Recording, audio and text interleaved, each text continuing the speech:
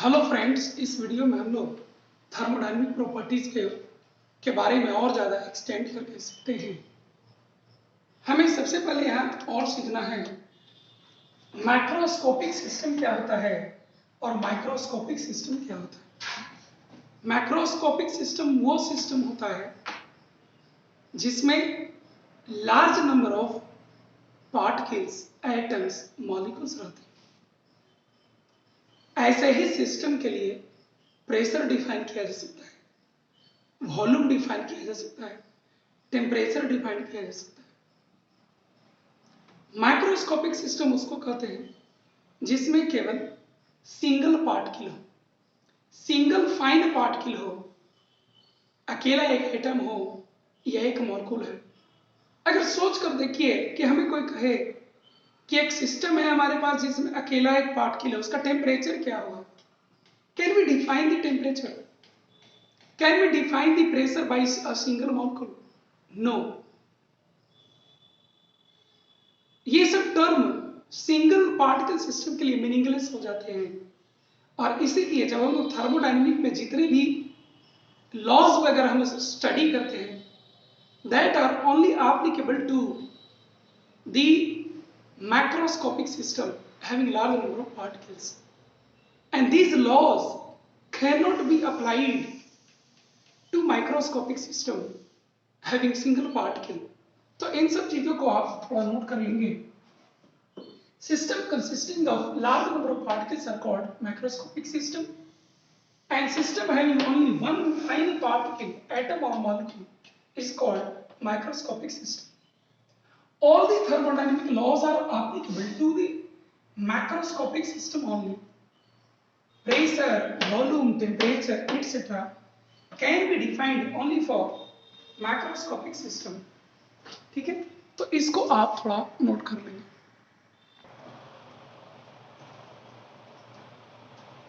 इसके अलावा कुछ बात हम लोग थर्मोडायनेमिक इक्विलिब्रियम के बारे में भी सीखते हैं। कई बार हमें क्वेश्चन में समझने के लिए थर्मोडायनेमिक इक्विलिब्रियम करके लिखा होता है, तो उसका क्या मतलब होता है? तो थर्मोडायनेमिक इक्विलिब्रियम का मतलब होता है कि जो सिस्टम का डिफाइनेबल जो प्रॉपर्टीज होते हैं वो समय के साथ चेंज नहीं करने चाहिए। A system is said to be in thermodynamic equilibrium if the macroscopic properties बहुत सारे होते हैं, प्रेशर, वॉल्यूम, टेम्परेचर, ये सब do not change with time. आपको जो दिया है वो समय के साथ चेंज नहीं करना चाहिए, तो हम कहेंगे कि वो सिस्टम थर्मोडायनेमिक इक्विलिब्रियम में आपको है। सर ठीक है, तो थर्मोडायनेमिक इक्विलिब्रियम में तीन चीजें देखे जाते हैं। The existence of three kind of equilibrium। सबसे पहला जो आपका है वो है मटेरियल इक्विलिब्रियम। मटेरियल इक्विलिब्रियम का मतलब होता है कि the number of moles of each substance in the closed system remains constant in the time। जब कोई सिस्टम थर्मोडायनेमिक इक्विलिब्रियम में होता है तो उसका तीन मतलब होता है, 1, 2, 3। ये तीनों जब फुलफिल्ड होगा तो वो सिस्टम आपको थर्मोडायनेमिक इक्विलिब्रियम में कहा जाने लगेगा। जिसमें पहला पॉइंट आपको ये कहता है कि अगर कोई सिस्टम आपको दिया हुआ है उसमें एक से ज्यादा तरह के कंपोनेंट्स मौजूद है, ए, बी, सी। कंपोनेंट्स मतलब कंपाउंड समझ लेते हैं, या और भी फेजेज वगैरह आप सोच सकते हैं। ए, बी, सी ये सब आपको मौजूद है। समय बीतने के साथ ए का जितना मोल है वो चेंज नहीं करना चाहिए, बी का जितना मोल है वो नहीं चेंज करना चाहिए, सी का जितना मोल है वो चेंज नहीं करना चाहिए। तो हम कहते हैं कि सिस्टम हमारा मटेरियल इक्विलिब्रियम है। मटेरियल इक्विलिब्रियम के अलावे एक और इक्विलिब्रियम आपको होता है जिसको कहते हैं मैकेनिकल इक्विलिब्रियम। मैकेनिकल इक्विलिब्रियम का मतलब होता है कि सिस्टम एंड सराउंडिंग के बीच में, ये सिस्टम है और ये सराउंडिंग है, सिस्टम और सराउंडिंग के बीच में किसी भी तरह का अनबैलेंस्ड फोर्स नहीं लगना चाहिए, या किसी सिस्टम के अंदर में किसी एक पार्ट में ज्यादा फोर्सेस मौजूद हो और किसी दूसरे पार्ट में कम फोर्सेस मौजूद हो, ये सब भी आपको नहीं होना चाहिए। No balanced force acts on, बाहर से, और within the system and his pressure remains uniform throughout the whole system. मतलब जब भी क्वेश्चन में आपको थर्मोडायनेमिक इक्विलिब्रियम कह देगा तो आपको ये कभी नहीं दिमाग में आना चाहिए कि ये सिस्टम है, पता नहीं यहाँ पर लग रहा प्रेशर और यहाँ पर लग रहा प्रेशर सेम होगा कि डिफरेंट होगा, पता नहीं, क्वेश्चन में तो कहा नहीं, ऐसा आपको नहीं सोचना है। जब भी थर्मोडायनेमिक इक्विलिब्रियम का केस होगा, पूरे सिस्टम में सभी जगह प्रेशर आपको यूनिफॉर्म होंगे, कहीं पर भी एक्स्ट्रा फोर्स, कम फोर्स, ऐसा कोई गुंजाइश नहीं होगा। जो प्रेशर आपको यहाँ होगा वही प्रेशर आपको यहाँ होगा, यहाँ होगा, यहाँ होगा, यहाँ होगा, यहाँ होगा, यहाँ होगा। पूरे सिस्टम में आपको प्रेशर का वैल्यू सभी जगह बराबर मैग्नीट्यूड का होगा। इसको हम लोग कहते हैं मैकेनिकल इक्विलिब्रियम। ठीक है। एक और होता है थर्मल इक्विलिब्रियम। थर्मल इक्विलिब्रियम आपका तब होता है जब आपको सिस्टम के अंदर में सभी पार्ट्स का टेम्परेचर सेम है। आपको जब भी क्वेश्चन में थर्मोडायनेमिक इक्विलिब्रियम लिखा हुआ रहे, आप कभी ये ना सोचे कि शायद यहाँ पर 280 केल्विन होगा, यहाँ पर जाएंगे तो 281 केल्विन हो जाएगा, यहाँ पर जाएंगे तो 282 केल्विन हो जाएगा, ऐसा कभी ना सोचे। जब आपको सिस्टम थर्मोडायनेमिक इक्विलिब्रियम में है तो आपको ये मानना होगा कि पूरा सिस्टम में आपको टेम्परेचर यूनिफॉर्म है, यहाँ यहाँ यहाँ यहाँ कहीं पर भी आप कंसिडर करें टेम्परेचर आपको यूनिफॉर्म होगा, प्रेशर आपको यूनिफॉर्म होगा, और इस अमाउंट ऑफ सबस्टांसेस भी आपको समय के साथ बदलने नहीं चाहिए। अगर ये तीनों कंडीशन साइमल्टेनियसली फुलफिल्ड किए जाते हैं, then we can say that a system is in thermodynamic equilibrium with its surrounding. The system is in thermodynamic equilibrium with its surroundings. अब हम लोग को सीखना है different kind of thermodynamic processes. Different kind of thermodynamic processes. Thermodynamic processes में हम लोग सबसे पहले सीखेंगे आइसोथर्मल प्रोसेस। आइसोथर्मल प्रोसेस एक ऐसा प्रोसेस होता है जिसमें एक स्टेट से दूसरे स्टेट जाने तक में टेम्परेचर को कांस्टेंट रखा जाता है, टेम्परेचर को कांस्टेंट रखा जाता है। ठीक है, तो लिखेंगे हम लोग temperature remains constant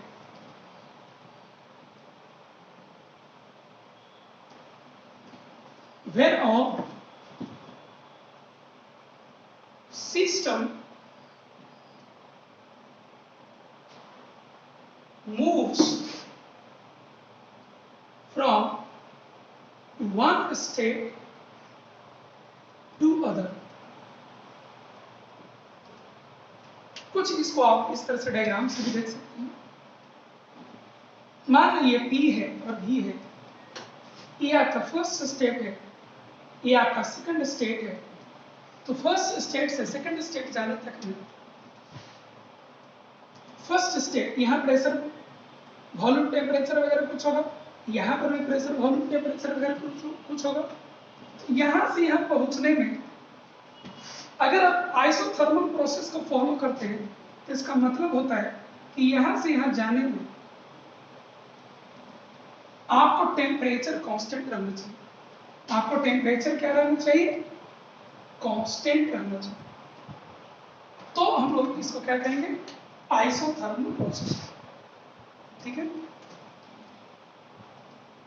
second, isobaric process.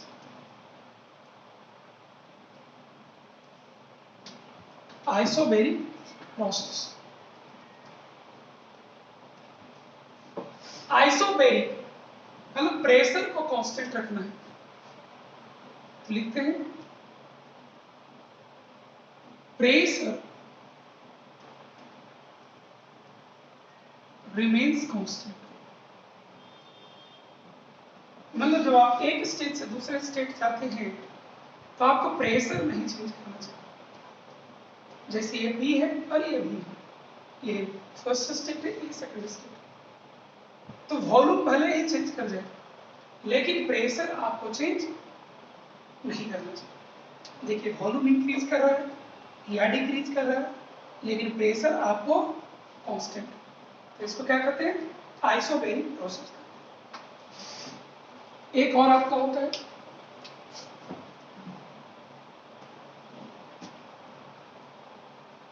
Isochoric process.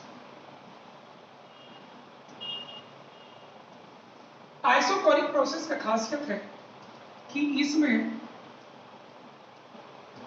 Volume remains constant. जब आप एक स्टेट से दूसरे स्टेट जाते हो तो आपको वॉल्यूम नहीं चेंज करना चाहिए।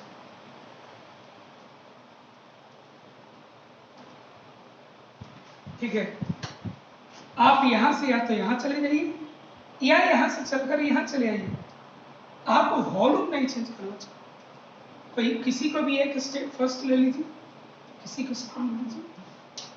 जब सिस्टम एक स्टेट से दूसरे स्टेट मूव करे तो आपको पूरे प्रोसेस में कभी भी वॉल्यूम चेंज नहीं करना चाहिए। तो इसको हम क्या कहते हैं?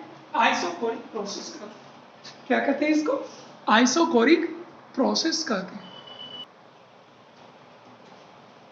Adiabatic process.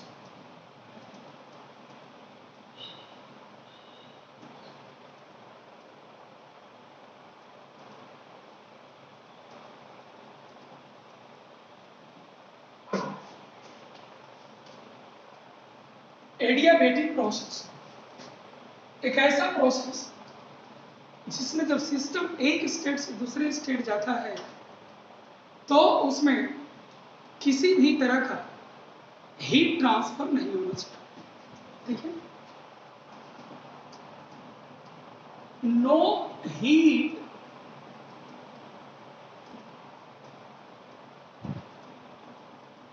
Transverse occur when a system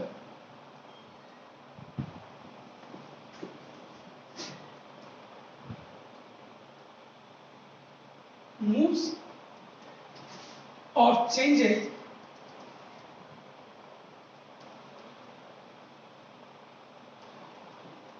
its state। ठीक है, और ऐसे केस में आपको हीट ट्रांसफर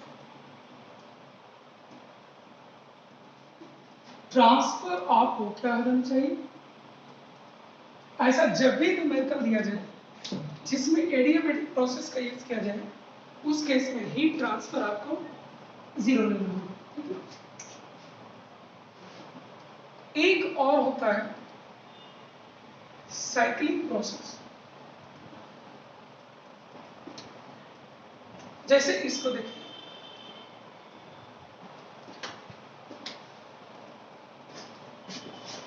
कुछ पी है कुछ भी है। जब सिस्टम आप किसी एक स्टेट से शुरू करके और फिर से अपने ओरिजिनल स्टेट पर आ जाए after following several paths,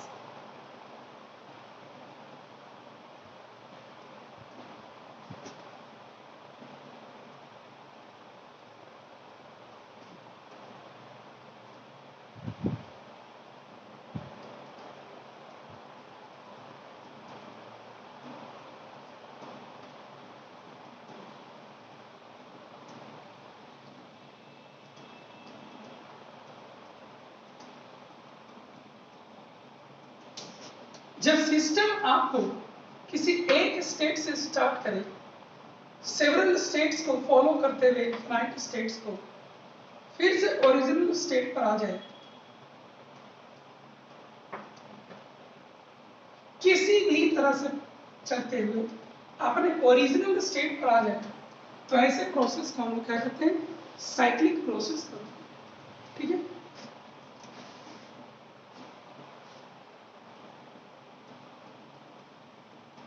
when a system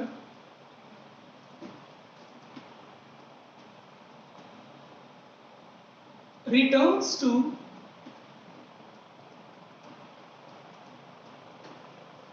its original, that is also called initial state after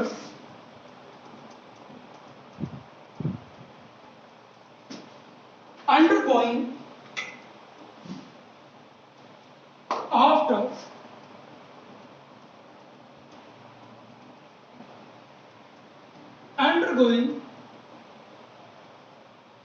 several processes, then the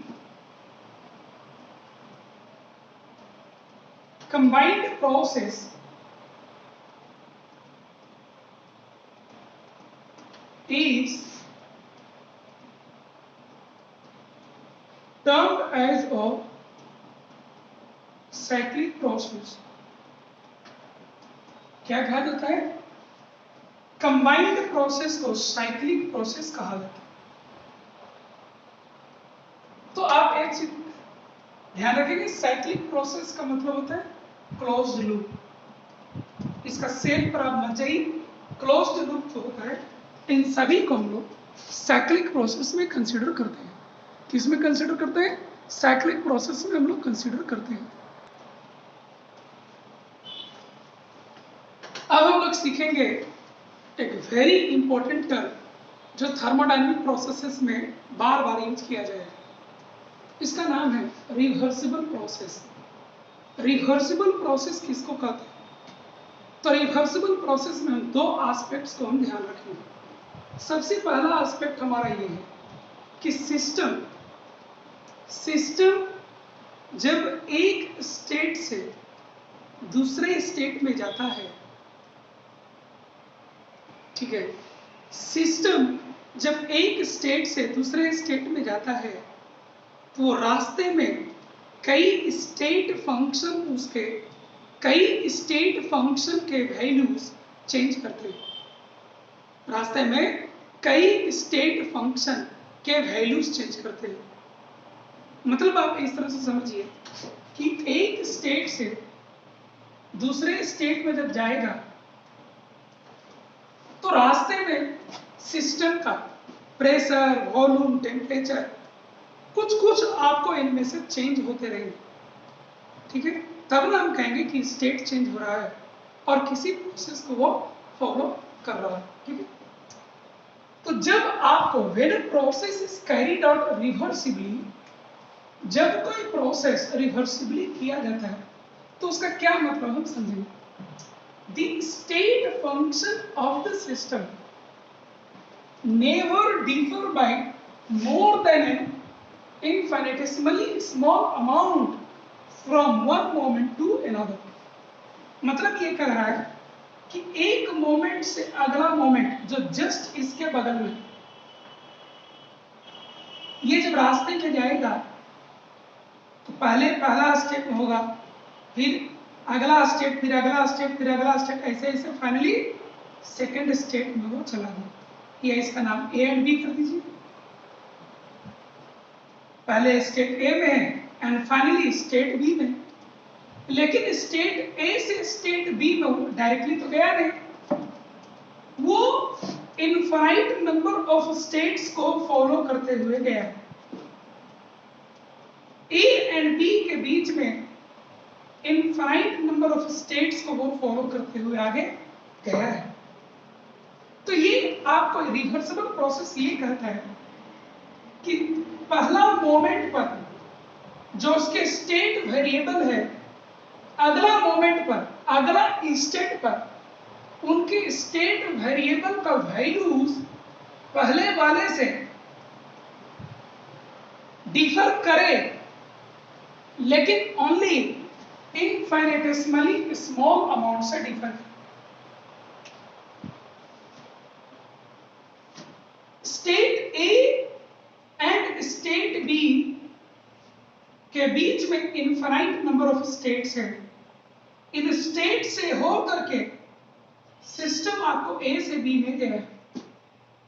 reversible process अगर कोई है तो इसका एक मतलब ये होता है कि जब वो स्टेट चेंज कर रहा है तो एक स्टेट से अगला इमीडिएट जो स्टेट है, इन दोनों के बीच में प्रेशर, वॉल्यूम, टेम्परेचर, इन सब में कोई लार्ज चेंज नहीं होना चाहिए।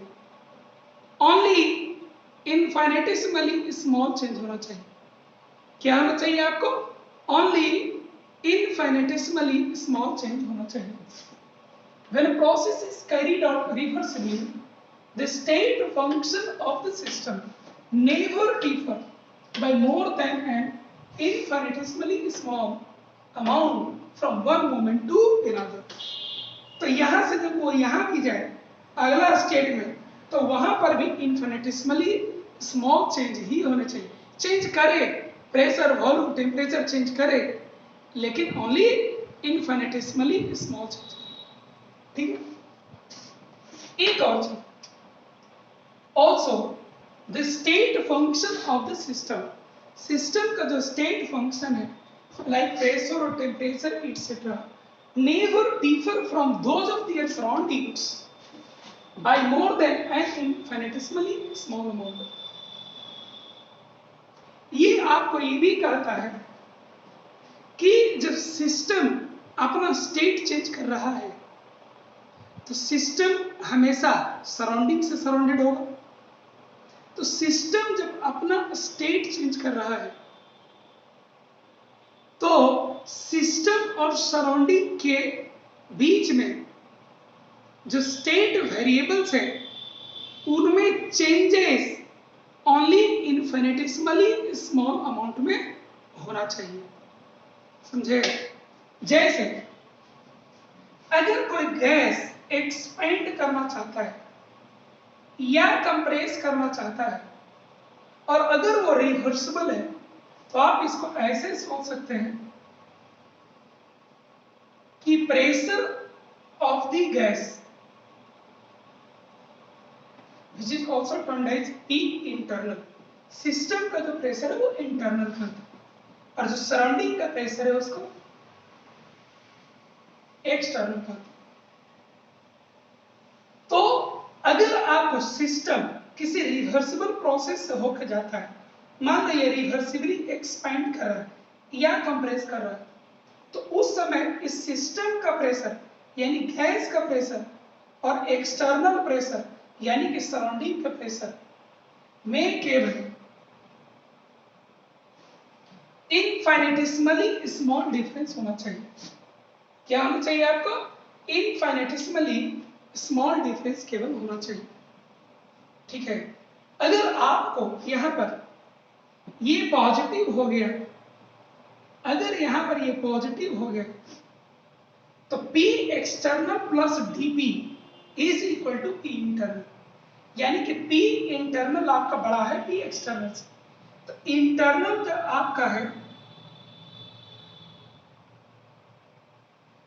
इंटरनल आपका बड़ा है तो इस बाउंड्री को पुश करके आगे ले जाएगा, यानी कि वो आपका एक्सपेंशन का केस हो जाएगा। ठीक है। और जब आपको यहां नेगेटिव साइन रहे तो उसका मतलब है इसमें ये माइनस करेंगे तभी है, यानी कि ये आपका छोटा है, ये जब छोटा होगा और ये बड़ा होगा तो इसको पुश करेगा, स्क्वीज करेगा, और ये छोटा होगा और उस समय आपको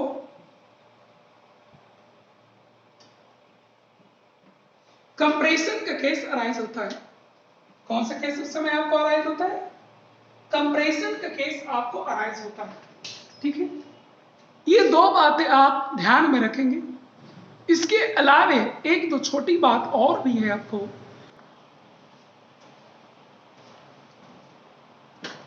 जैसे हम लोग अभी सीखे कि रिवर्सिबल प्रोसेस में P internal and P external में केवल इनफाइनेटिसिमली स्मॉल डिफरेंस होना चाहिए, यानी कि हमारा ये सिस्टम है,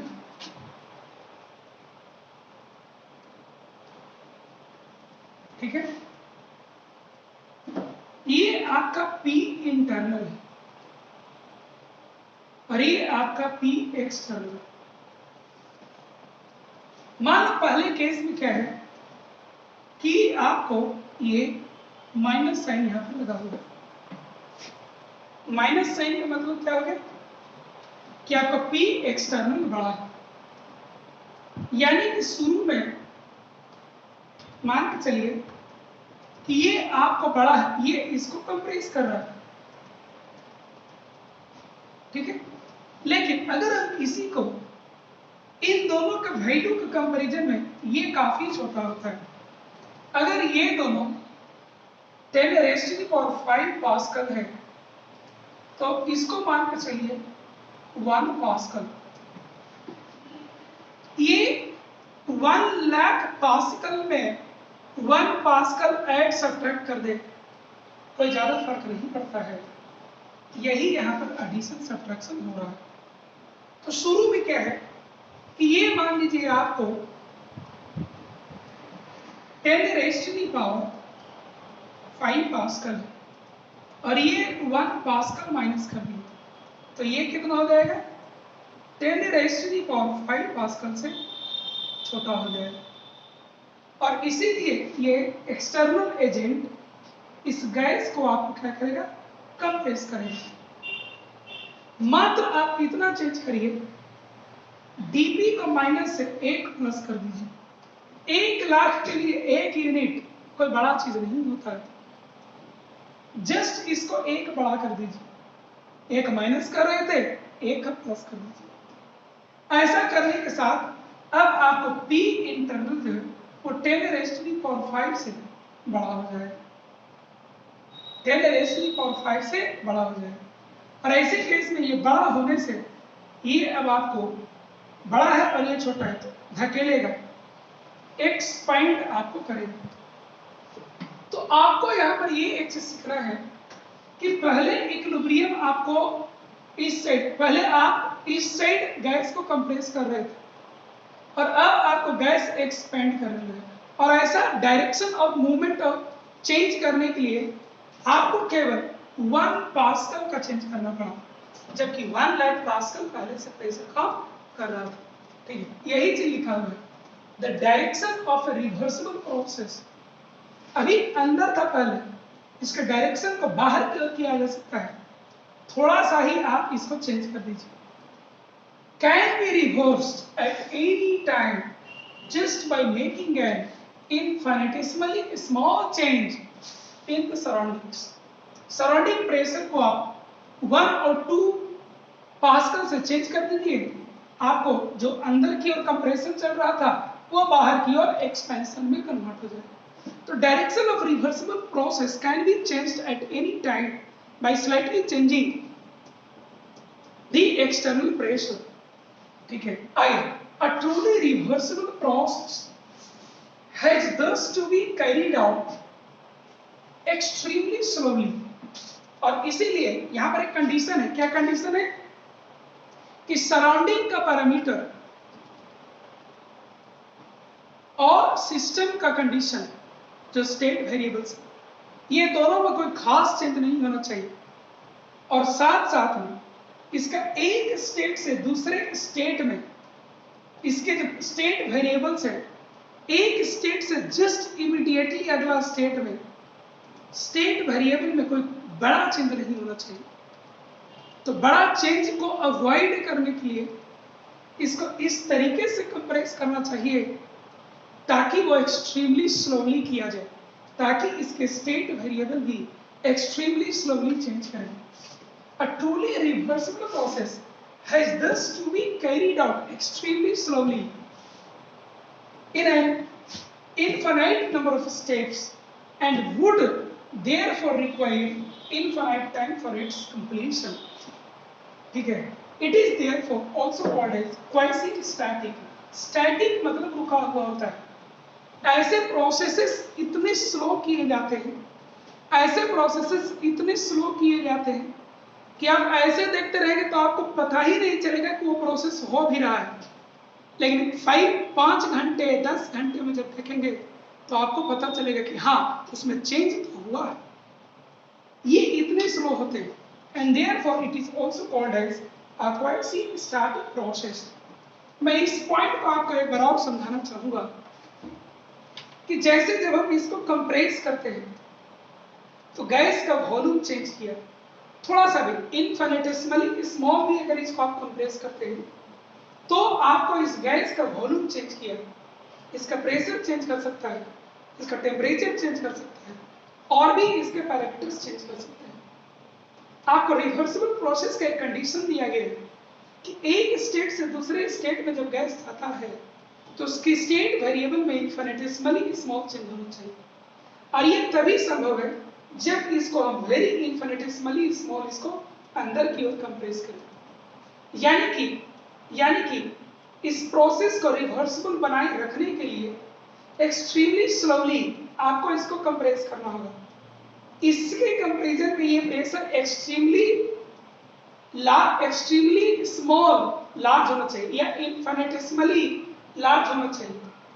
बहुत माइनर डिफरेंस होता है, इसकी वजह से ये सब प्रोसेसेस आपको चलते रहेंगे, और ये प्रोसेस आपको एक्सट्रीमली स्लो होगा। बहुत कम का डिफरेंस होता है एक्सटर्नल प्रेशर और इंटरनल प्रेशर में, और ऐसे प्रोसेसेस एक्सट्रीमली स्लो जाते हैं। ठीक है, अगर रिवर्सिबल प्रोसेस के अपोजिट इरिवर्सिबल प्रोसेस में देखें तो यह कहता है कि an irreversible process occurs rapidly. Reversible extremely slowly होता है, इरिवर्सिबल रैपिडली होता है। यहां पर आपको ऐसे देखना होगा, P internal and P external में एक लार्ज डिफरेंस होता है। क्या होता है? लार्ज डिफरेंस होता है। ठीक है, कुछ इस तरह से, जैसे ये देखिए, मान लो अंदर से प्रेशर 1 atm लग रहा है और बाहर से अचानक प्रेशर आप 10 atm लगा दीजिएगा, क्या होगा इस सिस्टम का? या इसका उल्टा, बाहर से आप 1 atm प्रेशर लगा रहे हैं, अंदर से आप 10 atm प्रेशर लगा दें, क्या होगा इसका? इसी केस को अगर देखें तो ऑल ऑफ अ सडन यहाँ पर ह्यूज प्रेशर डिफरेंस होने के कारण अचानक ये बहुत तेजी से अंदर की ओर जाएगा कि नहीं जाएगा? यही चीज इरिवर्सिबल प्रोसेस में होता है। And irreversible process occurs rapidly or spontaneously such that it doesn't remain in equilibrium during the transformation।